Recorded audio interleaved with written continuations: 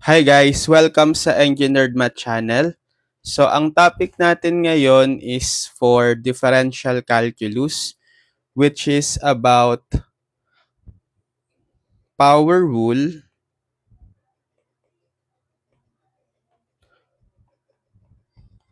product rule, and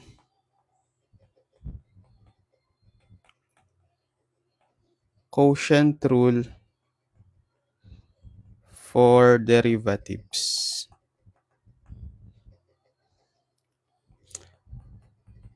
Magpo-focus lang muna tayo sa algebraic functions.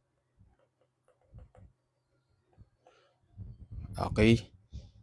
But yung power product rule, quotient rule can also be applied yung general formula sa other functions. Okay? So, di ba sa mga previous videos natin, naghanap tayo humanap tayo ng mga derivatives using the limit definition. So, kung hindi nyo pa napapanood yon yung mga previous videos ko, lilink ko na lang sa description. So, kasi long method yun eh. Yung paghanap ng derivatives using the limit definition. Ngayon, shortcutin na lang natin. Kasi meron naman tayong mga derived formula for finding derivatives. At na-derive lang din naman yon dun sa limit definition. Okay?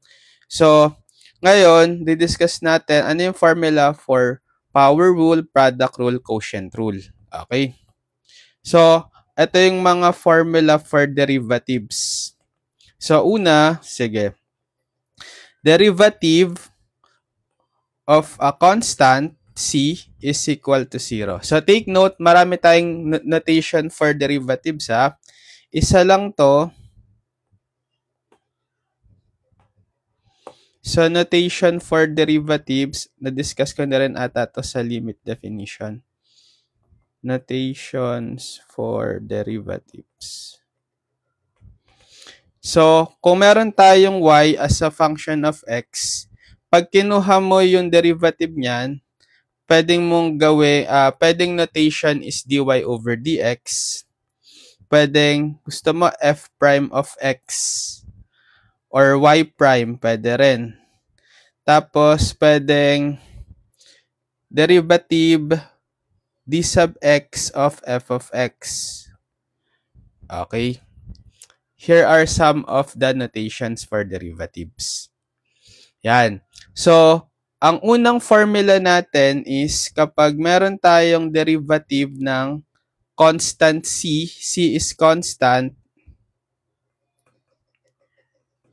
ang derivative niya is 0. Okay? Next, kapag meron tayong derivative ng constant times any function of x, pwede nyong igilid yung constant sa derivative. So, magiging c times the derivative nung pinaka f of x. Okay. Next, power rule. So, ang derivative, ito na yung power rule ng x to the n is equal to n x to the n minus 1. So, ito yung power rule. Yung n is any real number. N is real number. Yan. So, ang power rule, kapag may x to the n ka, ibababa mo lang yung exponent, magiging coefficient siya, tas x raised to n minus 1. Ma-minusan mo ng 1 yung exponent. Okay?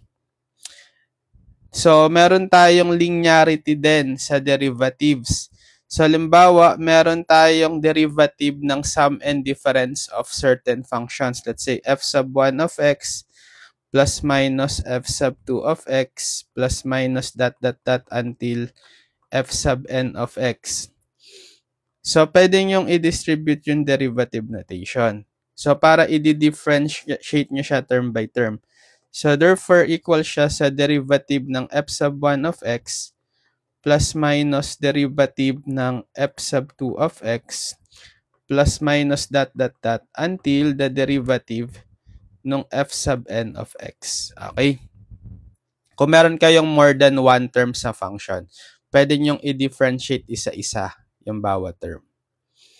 Tapos, derive from the power rule, derivative ng x is just 1. Okay, paano magiging 1? Kasi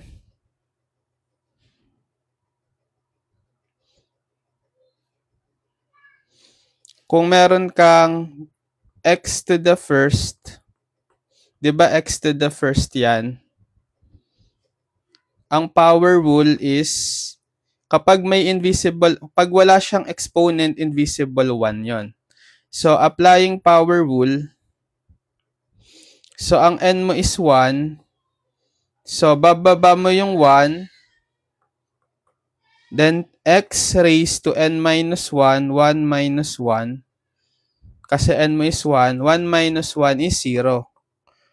So, 1 times x raised to 0, x raised to 0 is 1 as long as x is not equal to 0, right? So, bali, 1 times 1 or 1. Kaya as a shortcut, ang derivative na lang nung x is 1. Okay? So, ito yung mahalagang formula sa derivatives ng algebraic. Tapos, kapag yung product rule, from the word product, hahanapin mo yung derivative ng product ng dalawang function. Let's say uv, where u and v are function of x. Okay? So, ang product rule or derivative ng uv, applying product rule is u dv over dx plus v du over dx. Again, yung u and v dito are function of x. Functions of x. Okay?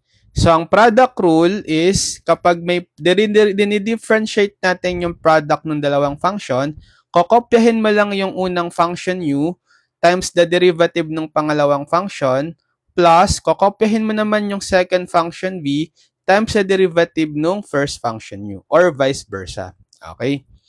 Next, yung quotient rule. So, quotient rule, from the word quotient, hahanapin natin yung derivative ng quotient ng dalawang functions. So, let's say derivative ng u over v. Diba? Quotient kapag fraction. So, ang formula natin is v du over dx minus u dv over dx over v squared.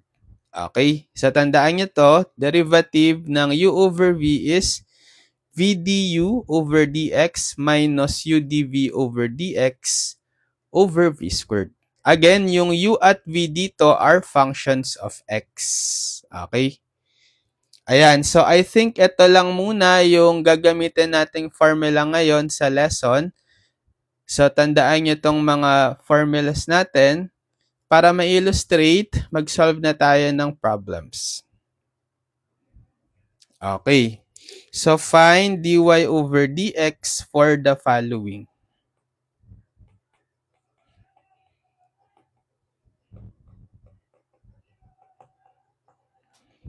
So, by the way, pag sinabing dy over dx, dinidifferentiate natin yung y with respect to x. Okay?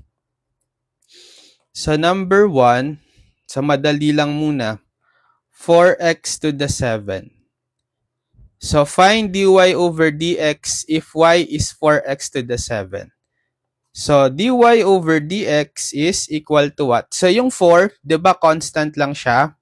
By property 2, pwede nyo lang siyang igilid or kopyahin nyo lang as is 4 times the derivative ng pinaka-function, yung x to the 7. Okay? Tapos, saka nyo apply yung power rule. Ang power rule is, di ba, ito.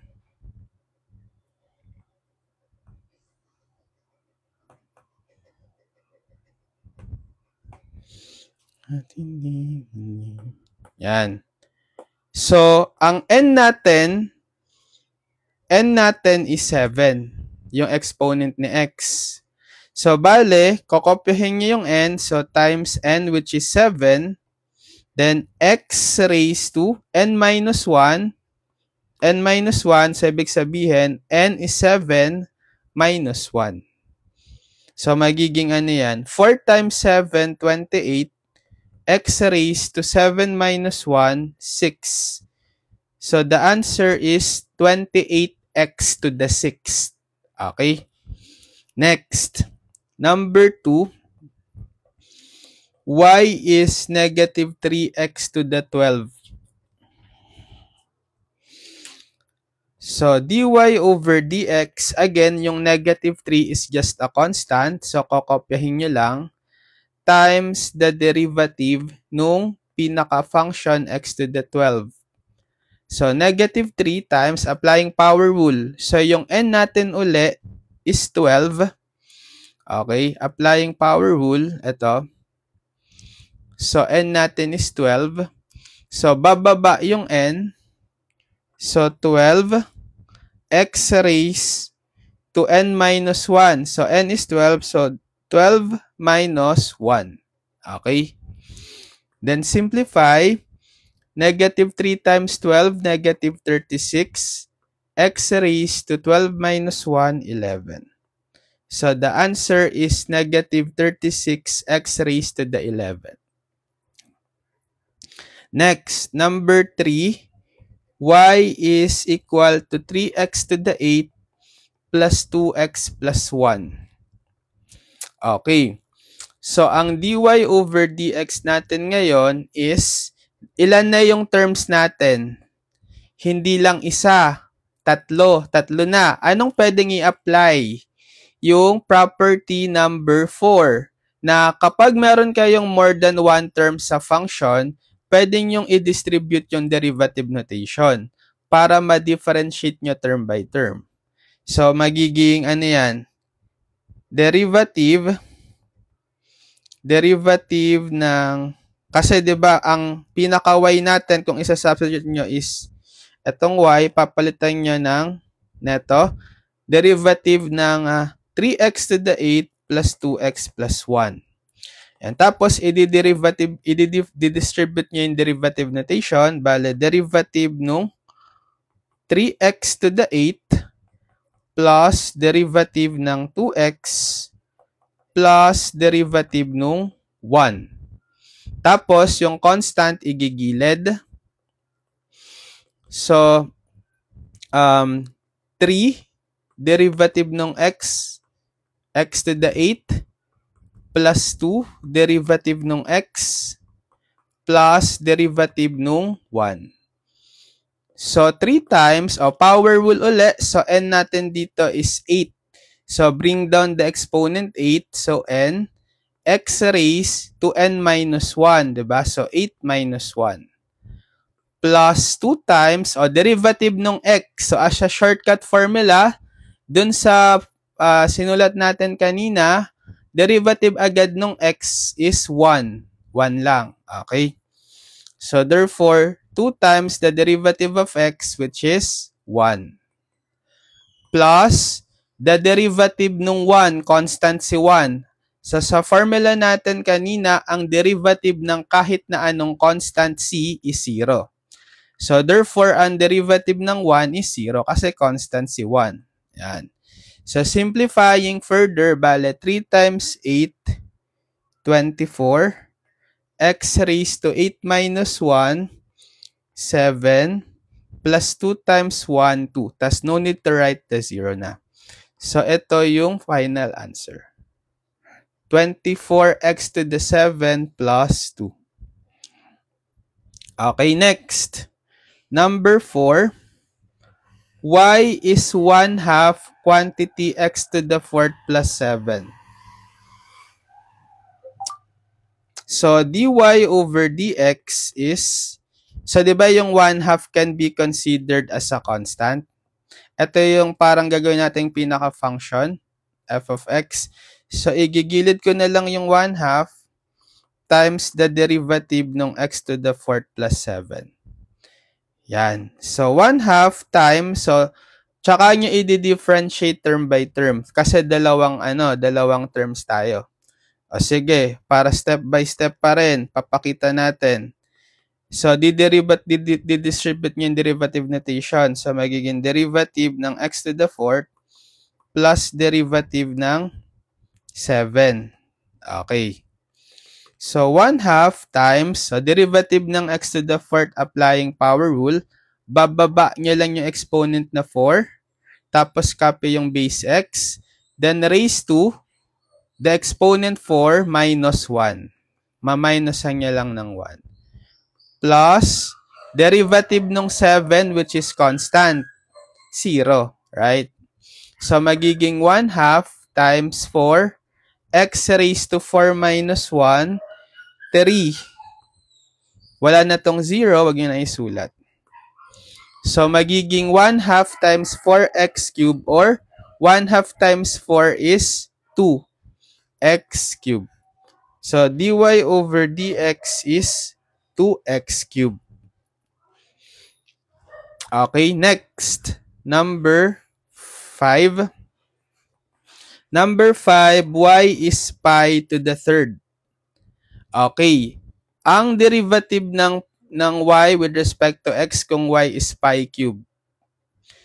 So, baka gawin nyo i-power rule nyo kasi naka pi to the 3rd. Gagawin nyo 3 pi raised to 3 minus 1, 3 pi squared. Mali. Kasi, yung pi, hindi naman siya variable Constant yan. So, ang derivative ng constant, kahit naka-cube yan, constant pa rin. Diba yung pi is constant approximately 3.14? Diba? Kahit erase mo siya sa third, constant pa rin yun. So, 0. Kasi derivative ng any constant is 0. Okay? Next, number 6.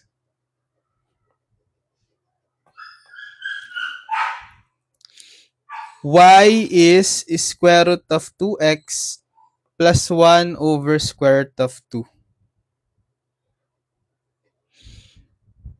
Yan. So, itong square root, yung x, wala siya sa square root, nasa labas.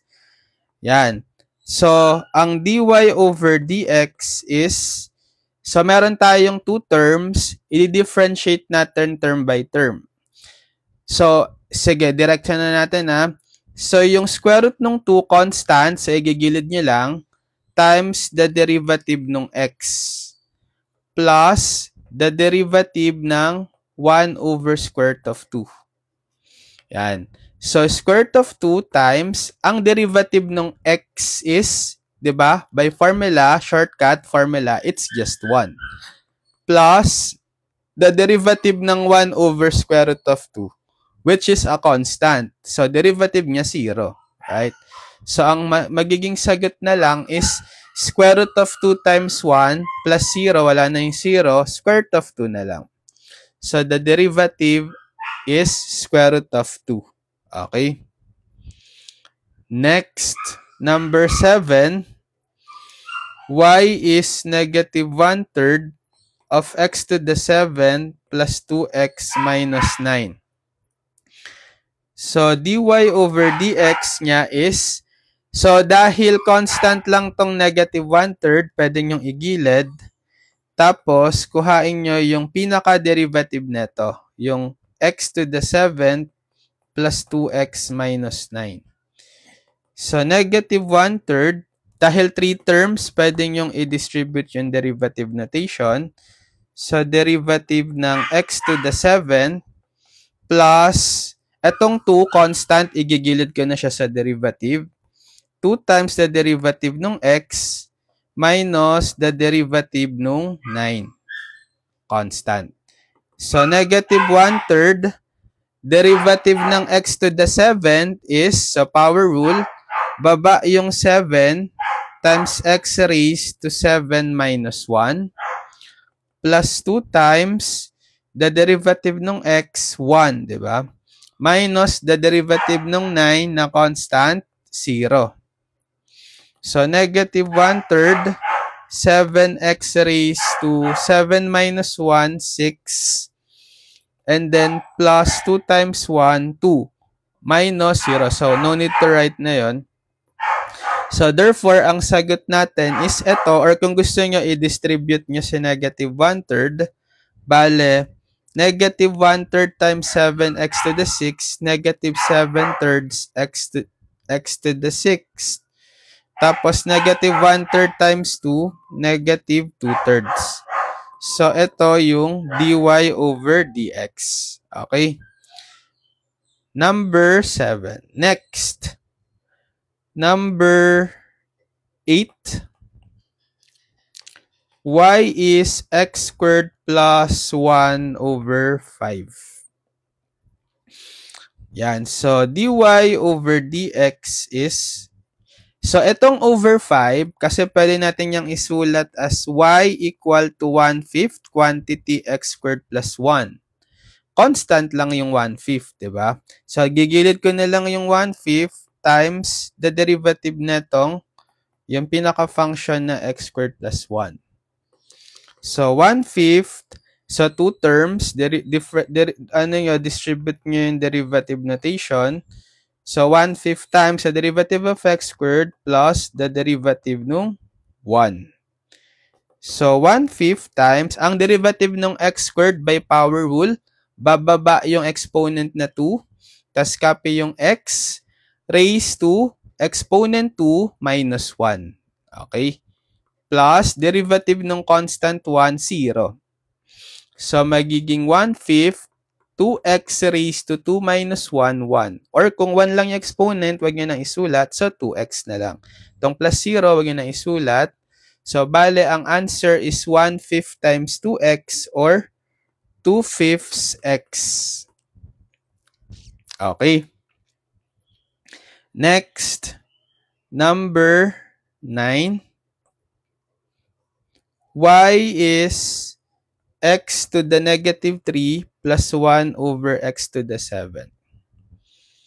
Okay. So, dy over dx is, so meron tayong 2 terms. Bale, di-differentiate natin term by term. So, una, derivative ng x to the negative 3 plus derivative ng 1 over x to the 7. So, sa derivative ng x to the negative 3, applying power rule. So, bababa mo na yung exponent na negative 3, then copy yung x raised to exponent negative 3 minus 1. Plus, so ito, kapag nasa baba, yung power nung x nasa denominator kasi si x to the 7, hindi nyo pwedeng i-power rule yan. Kailangan, nasa numerator yung power of x. So, gagamitan muna natin ng negative law of exponent. Ang negative law of exponent, di ba kung meron tayong x to the negative n, it is equal to 1 over x to the n, provided that x is not equal to 0. So, meron tayong 1 over x to the n form. So, para maging negative exponent siya, magiging x to the negative 7, right? Okay, so saka natin ma-apply yung power rule. So sige, simplify ko muna to. Bale, negative 3, x raised to negative 3 minus 1, or negative 4 na siya. Alright, negative 4, plus, ito, power rule na natin. So, baba yung exponent na negative 7, then x raised to negative 7 minus 1. So, magiging, kung gusto nyong gawin tong positive exponent kasi negative 4 yung exponent niya, applying the negative law of exponent, magiging negative 3 over x, pababa na si x sa denominator, raised to positive 4 na. Okay? Para positive exponent siya. Tapos ito, simplify. So, plus negative 7x to the negative 7 minus 1. So, gagawin ko na lang itong minus 7. Tapos, x raised to negative 7 minus 1, negative 8. Tapos, kung gusto nyong gawin itong, ito na positive exponent, so magiging negative 3x to the 4th minus 7 over x to the 8. Okay? So, this is the derivative. Okay, next. Number 10. Number 10, y is square root of x plus 1 over x. Okay, so dy over dx niyan will be, so two terms. So, i-distribute nyo yung derivative notation, i-differentiate natin isa-isa. Okay? Yan. So, etong square root ng x, para ma-apply nyo yung power rule, gagawin nyo muna siyang fractional exponent. Diba? Ano yung square root of x? Diba may index yan na invisible to? So, paano mag-transform ng radical nth root of x to the m, let's say, to fractional exponent? It is equal to x raised to m over n. So, sa given natin, kung meron tayong square root ng x, ano exponent ni x? Invisible 1. So, applying the formula, it is equal to x raised to, ano yung m? 1 over, ano yung n? Yung index na 2. So, x raised to 1 half. So, derivative ng x raised to 1 half. Plus, ito rin, kanina, di ba, yung kapag meron tayong power of x sa denominator, kasi nasa baba si x, ano siya? X to the first. Hindi nyo ma-applyan ng power rule yan, pero gawin nyo muna siyang negative exponent. So, magiging x to the negative 1. Okay? Yan. So, pwede na nating applyan pareho to ng power rule para ma-differentiate. So, dito sa derivative ng x to the 1 half, bababa nyo muna yung exponent na 1 half. Tapos, x raised to 1 half minus 1. Plus, dito naman, bababa nyo muna yung exponent na negative 1. Tapos, times x raised to negative 1 minus 1. So, simplify natin. Bale, 1 half x raised to 1 half minus 1. Negative 1 half. Tapos, ito plus negative 1, x magiging minus na siya. Minus x raised to negative 1 minus 1, negative 2. Yan. So, kung gusto nyo gawing positive exponent, kasi mga negative exponent pareho, apply nyo yung negative law of exponent. So, magiging ano to? 1 half, tapos bababa si x sa denominator, magiging raised to 1 half na siya. Positive 1 half na. Minus, ito naman, magiging 1 over x squared. Okay? Or kung gusto nyo, ibalik nyo siya sa radical, 1 over 2 square root of x. Diba yung x raised to 1 half, this is square root of x, minus 1 over x squared. Yan. So, pwede na yan. Or kung gusto nyo, i-combine nyo as a single fraction. And kung gusto nyo pang i-rationalize, pwede rin. Depende na lang sa instruction ng prof nyo. Kapag pinapa-rationalize yung mga final answer and pinapa-combine as a single fraction, gawin nyo. Okay? Number 11. So, what if y is negative 3x to the negative 8 plus 2 square root of x? Yan. So, hanapin natin yung dy over dx. So, two terms, i-differentiate natin isa-isa. So, dito, igigilid ko na tong constant na negative 3. Okay, kasi constant lang siya. Tapos, times the derivative ng x to the negative 8. Plus, etong 2 rin, gigilid ko na lang sa derivative kasi constant. So, 2 times the derivative ng square root of x. So, negative 3, o pwede na natin tong applyan ng power rule. Naka-x to the n form na siya. So, bababa nyo lang muna yung exponent na negative 8, and then copy yung base x raised to negative 8 minus 1. Okay, plus 2. Ito, yung square root of x, again, equal siya sa x to the 1/2. Gawin nyo, kapag mga radical, gagawin nyo palaging fractional exponent muna. So, magiging negative 3 times negative 8, positive 24. Then, x raised to negative 8 minus 1, negative 9. Plus 2. O, pwede na nating apply ng power rule to. Bababa mo yung 1/2 na exponent. Tapos, x raised to 1/2 minus 1.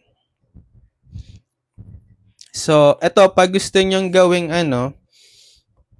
positive exponent, kasi x raised to negative 9 siya, applying negative law of exponent, magiging 24 over x to the 9. Plus, ito, 2 times 1/2, cancel na. So, wala na siya, 1 na lang, or simply x raised to 1/2 minus 1, negative 1/2. And tapos, pag gusto nyo gawin tong positive exponent din, so 24 over x to the 9 plus 1 over x raised to 1/2. Diba? Or kung gusto nyo ibalik as a radical, bale 24 over x to the 9 plus 1 over the square root of x. So, ito yung dy over dx. Okay, next. 11, 12. Y is 7x to the negative 6 minus 5 square root of x. So, parang kanina lang din, number 11, di ba? So, two terms, so distribute nyo yung derivative notation, differentiate each term. So, yung 7 constant, copy nyo lang sa gilid ng derivative. Then, so 7 times derivative ng x to the negative 6. Tas minus 5, gilid nyo lang din, constant, times sa derivative ng square root of x. So, gawin ko na agad tong square root of x na x raised to 1/2 ulit. So, applying power rule. So, 7 times derivative ng x to the negative 6. So, bababa yung negative 6 na exponent. Tapos, copy yung x raised to negative 6 minus 1.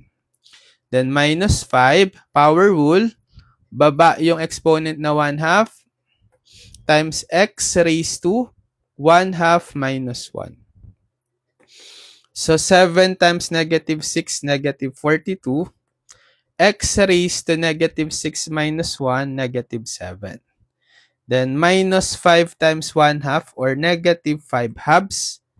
X raised to 1/2 minus 1, negative 1/2.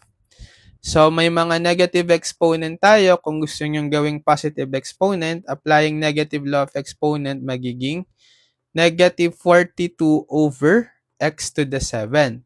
Tapos ito, minus 5 halves. Tapos, x, nasa baba na si x, tapos raised to 1/2. So, kung gusto nyo pa itong gawing radical form, bale, negative 42 over x to the 7, and then, minus 5 over 2 square root of x, dy over dx.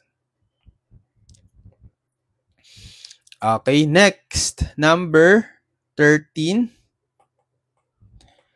Y is x to the e plus 1 over x squared raised to square root of 10. So, dy over dx is, so, dalawang terms. So, differentiate natin term by term. Derivative nung x to the e plus derivative nung 1 over x raised to square root of 10.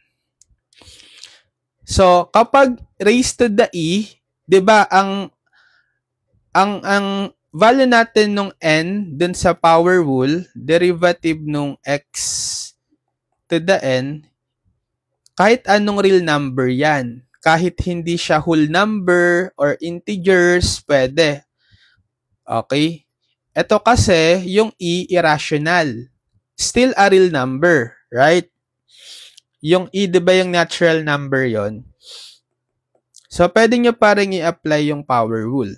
So, mangyayari, bababa nyo yung e, tapos, yung exponent na e, baba, x raised to e minus 1. Pwede pa rin yun. Kahit irrational siya. Plus, dito sa 1 over x to the square root of 10, di ba nasa baba yung power of x? Bago ma-apply yung power rule, gamitan muna natin ng negative law of exponent. So, bale yung 1 over x to the square root of 10 equal siya sa x raised to negative square root of 10. Negative law of exponent. Okay. So, ito okay na to. Copy nyo na lang kasi decimal yan eh. So, kahit i-leave nyo na lang as the exact value na e to the na x to the e minus 1 plus, so dito pwede nyo nang applyan ng power rule. So, bababa nyo muna yung exponent yan na negative square root of 10, di ba? Tapos, copy yung x raised to negative square root of 10 minus 1. Yan. So, e x to the e minus 1. So, ito magiging negative square root of 10 x raised. So, negative ito kapag kinumbine nyo. Ang gawin nyo, i-factor out nyo yung negative na lang. So, pag pinactor out mo yung negative, magiging x to the negative quantity square root of 10 plus 1. Right? So, para maging positive exponent si x, bababa siya sa denominator. So, magiging e x to the e minus 1 minus square root of 10 over x raised to positive square root of 10 plus 1. Okay? Kasi negative yung exponent niya dito. So, bababa siya sa denominator. Tapos, magiging raised na lang dito sa positive square root of 10 plus 1. Okay? So, this is the answer.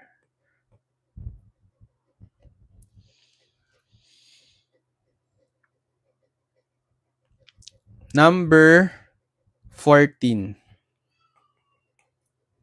Number 14, y is cube root nung 8 over x. Yan. So, getting the derivative, dy over dx. So, ito, pwede nyo siyang isulat kasi, pwede nyo i-distribute yung cube root sa numerator at denominator. So, magiging cube root of 8 over cube root of x, di ba? Properties ng radical, kapag may nth root ka ng x over y, it is equal to the nth root of x over the nth root of y. So, pwede nyo pang masimplify ngayon yung numerator. Cube root nung 8 is what? 2. 2 over cube root of x. Yan. So, ang kukuhaan ko ng derivative ngayon is etong 2 over the cube root of x. Kasi itong 2, pwede naman niyang igilid na lang kasi constant, di ba? So, 2 derivative ng 1 over cube root of x na lang. So, may radical. Pag may radical, kasi cube root of x, gagawin niyo munang fractional exponent. So, di ba kapag cube root nung x, ibig sabihin yan, cube root ng x to the first.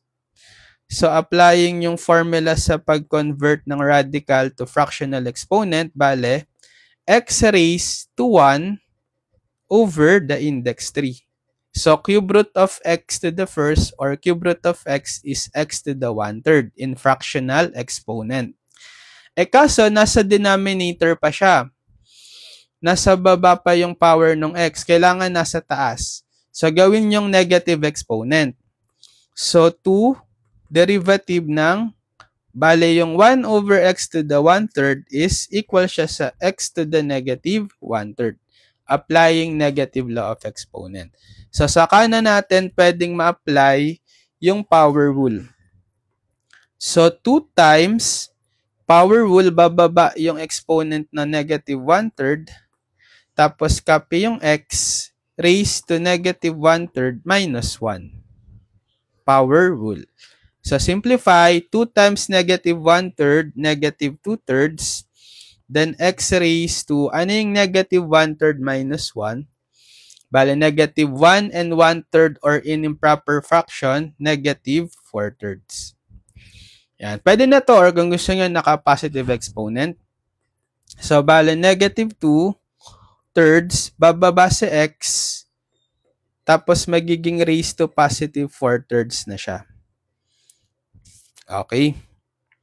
So, kung gusto nyong gawing radical form, bale, negative 2 over 3 cube root of x to the 4th.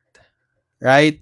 Kung gusto nyo pang i-simplify, makaka-extract kayo ng ng isang cube root dito, di ba? Kasi, pwede siyang cube root ng x cube times x to the 1st. So, makukuha mo yung cube root ng x, magiging 3 cube root ng x, magiging times cube root ng x to the 1st. Yan. So, pwede na yan, or kung gusto nyo pang i-rationalize, pwede rin naman. So, actually, pwede na to. Ito, pwede na. Ito, pwede na yan. Ito rin pwede. Or ito. Or ito. So, marami siyang form. Okay. Next. Anong number na yan? 14. 15.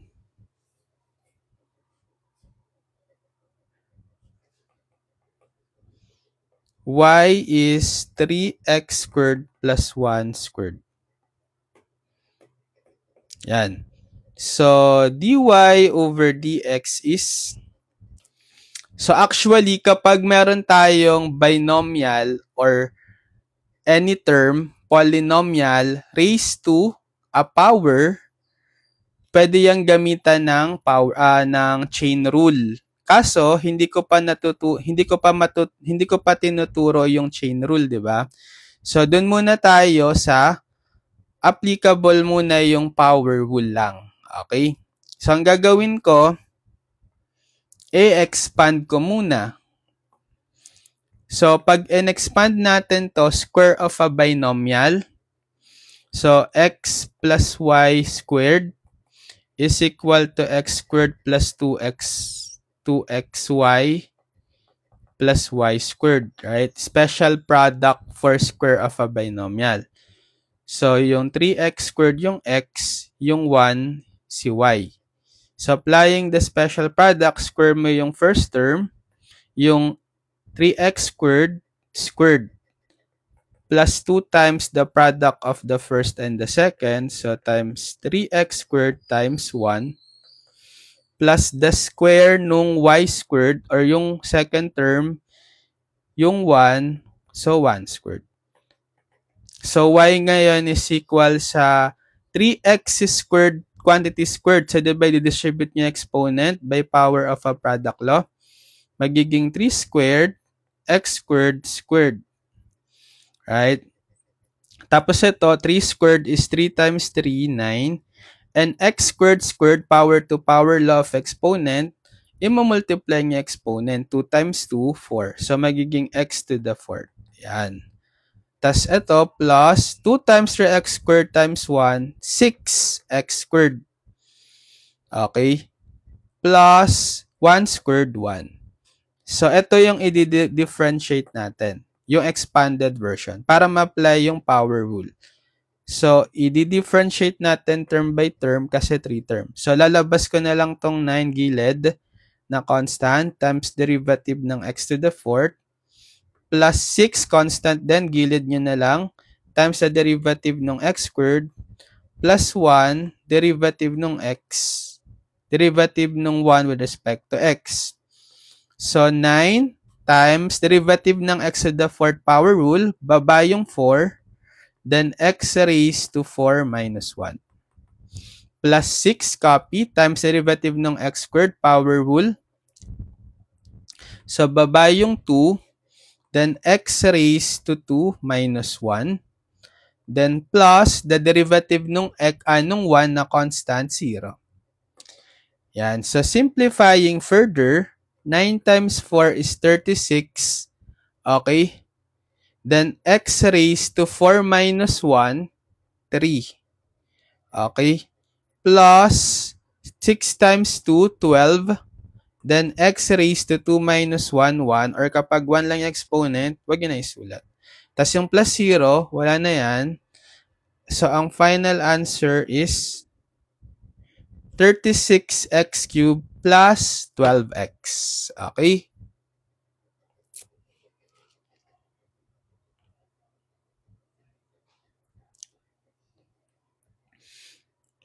(15, 16) y is ax cubed plus bx squared plus cx plus d,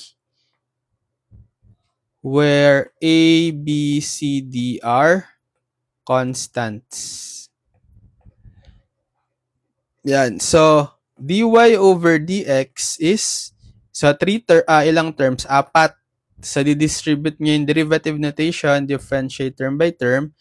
Yan. Gilid na lang natin yung mga constants. So, a times derivative ng x cubed plus b times derivative ng x squared plus c times derivative ng x plus derivative ng d. Again, yung a, b, c, d ay constant. So, a times derivative ng x cubed is, baba yung 3, x raised to 3 minus 1, plus b times derivative ng x squared power rule, baba yung 2, times x raised to 2 minus 1, plus c times derivative ng x, shortcut formula, di ba, 1, plus derivative ng d na constant, 0. So, bale, a times 3, 3a, x raised to 3 minus 1, 2. So, 3ax squared plus b times 2, 2b, x raised to 2 minus 1 or 1, or wag na isulat yung exponent no 1. So, 2bx plus c times 1c. Thus, no need to write the 0. So, this is the derivative. 3ax squared plus 2bx plus c. Okay, number 17. So, find dy over dx at x is equal to 1 if y is 1 plus x squared plus x cubed plus x to the 4th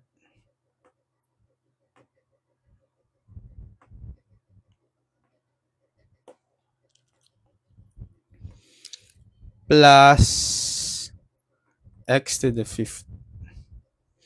Yan. So, ngayon, pinapa-evaluate na yung derivative sa value ng x na 1. So, kukuhain nyo lang muna yung dy over dx. Okay, the normal way. So, sige, direkta ko na. Direkta na natin ha. Wag na nating isulat-sulat pa yung derivative notation. So, ano yung derivative ng 1? So, di-differentiate natin term by term. 0. Derivative ng x, 1. Derivative ng x squared, 2x raised to 2 minus 1. Diba? Or 2x na lang. 2x to the first or 2x. Plus x cubed, power rule, baba yung 3. X raised to 3 minus 1 or squared, x squared. Plus derivative ng x to the 4th, baba yung 4. Then, x raised to 4 minus 1 or 3rd, x cubed. Plus, derivative ng x to the 5, baba yung 5, then x raised to 5 minus 1 or 4. So, magiging ano na lang siya, dy over dx, simulan ko sa pinakamataas na power nung x, 5x to the 4th, tapos plus 4x cubed, plus 3x squared, plus 2x plus 1. Tapos wala na yung 0. So, ito yung derivative. Pero kapag in-evaluate natin, kasi hanapin daw yung dy over dx at x is 1. So, at x is 1, papalitan nyo ngayon yung mga x ng 1. So, therefore, dy over dx at x is 1 is equal to 5 times 1 to the 4th plus 4 times 1 cubed plus 3 times 1 squared plus 2 times 1 plus 1. So, papalitan nyo yung x, lahat ng x nung 1. So, parang ano to, slope nung tangent line to the given curve at the point 1. Okay? Yung discussion natin dun sa previous lesson. So, ang magiging value na neto is constant. Yun na yung slope nung tangent line to the curve at the point. So, bale 5 times 1 to the 4th. Kapag base mo naman is 1, kahit saang exponent mo siya i-raise, 1 pa rin yan. So, 5 times 1 plus 4. Again, 1 cube, 1 pa rin. 1 squared, 1. 2 times 1, 2 plus 1. So, 5 times 1, 5. Plus 4 times 1, 4. Plus 3 times 1, 3. Plus 2 plus 1. So, ilan yan? 5 plus 4, 9. Plus 3, 12. Plus 2, 14. Plus 1, 15. So, 15 yung sagot.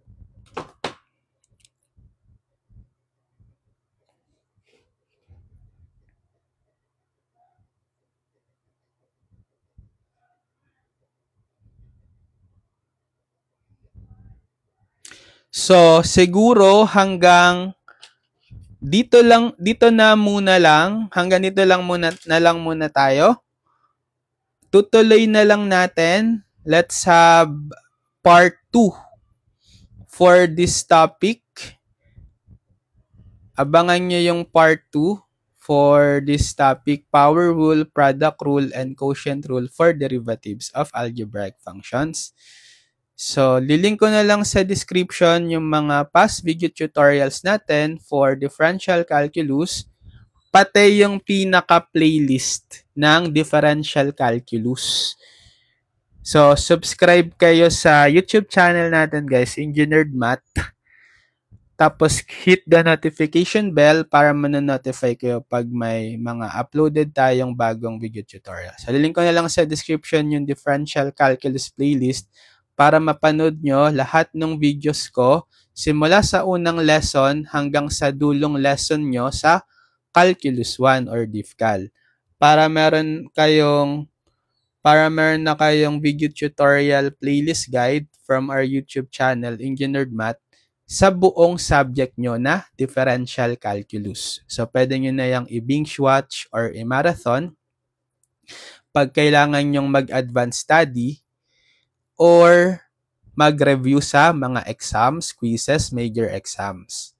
Okay? So, gawin nyo lang guide tong playlist ko sa differential calculus.